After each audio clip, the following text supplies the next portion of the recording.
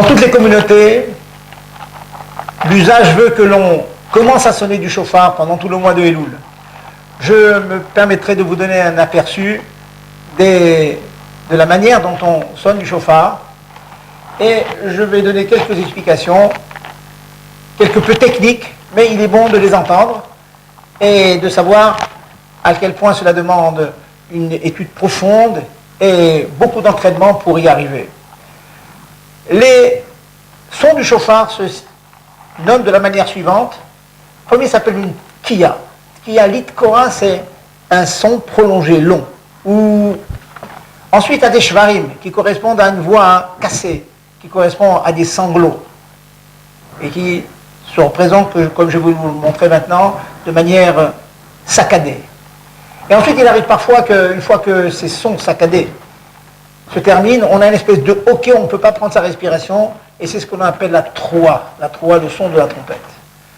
On fait donc ces sons-là, on les fait de la manière suivante. Je vais vous donner un petit échantillon de chacun de ces sons. Le premier, c'est la tkiya. Le deuxième, c'est les shvarim, les sons cassés.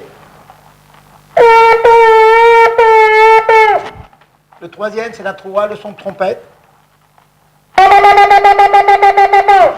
Voilà les trois types de sons. Que fait-on pendant le mois de Elul? On fait ce que l'on appelle tashrat. Tkiya, shvarim, troua, tkiya.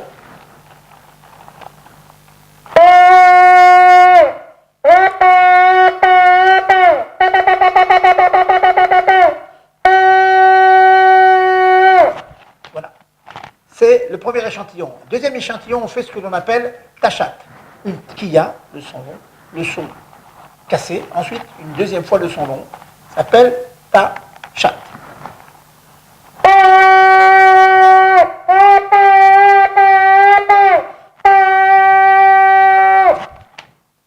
Vous remarquerez que je prends soin de faire en sorte que chacun des sons ait, à très peu de choses près, le même temps.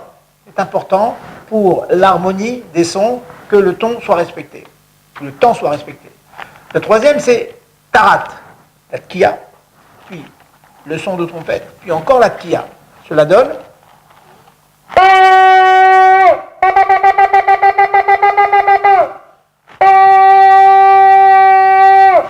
Voilà, je vais donner un échantillon de chacun des sons que l'on prononce, que l'on dit pendant le mois de Elul. Ça en fait, si vous faites le compte, 4 d'abord, tashrat, 3, tachat, et 3, tarat. Ça en fait tout 10. Le jour de Rosh Hashanah, on multiplie tout cela par 3. 3 fois 10, ça fait 30 kiyot. Ça, c'est juste après avoir fait la bracha. Et ensuite, pendant le moussaf, on recommence encore une fois, 30. Et dans la chazara du moussaf, encore 30, ça fait 90. Et puis on ajoute encore 10 en fin de tchila, ce qui fait une centaine, et on ajoute encore à la fin. Juste un petit détail qu'il est bon de connaître. Bien sûr, cela demande une étude profonde, mais il vient d'entendre que dans le son que je viens de vous faire, le premier, tashrat, et je fais shvarim, entre ces deux sons, le minac, c'est de le faire une fois sans reprendre la respiration, ce que l'on appelle beneshima achat, dans la même respiration, une seconde fois en reprenant sa respiration. Je vais vous faire l'expérience et on va s'arrêter là. Pour devenir un Baal Tokea, il faut beaucoup d'expérience, beaucoup d'études, mais c'est bien de comprendre de manière générale comment cela fonctionne. Donc je vous fais les deux sortes, une fois en reprenant la respiration et une seconde fois sans reprendre la respiration.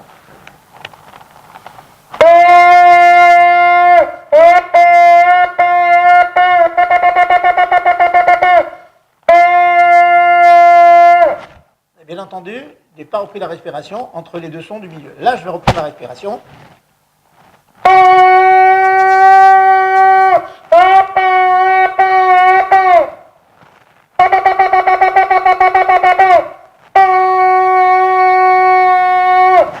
Voilà. Nous espérons, Be'ezrat Hashem, avec l'aide de Dieu, que Akadosh Baruch Hu va accepter notre kiyot, qui est l'expression du tréfond de notre neshama, qui crie le manque, le vide qu'il ressent d'être loin de Dieu, et ce cri est le cri du petit enfant qui appelle Abba, Abba, qui appelle son père, et donc il est convaincu, et il est sûr d'avoir la réponse divine, la réponse de son papa.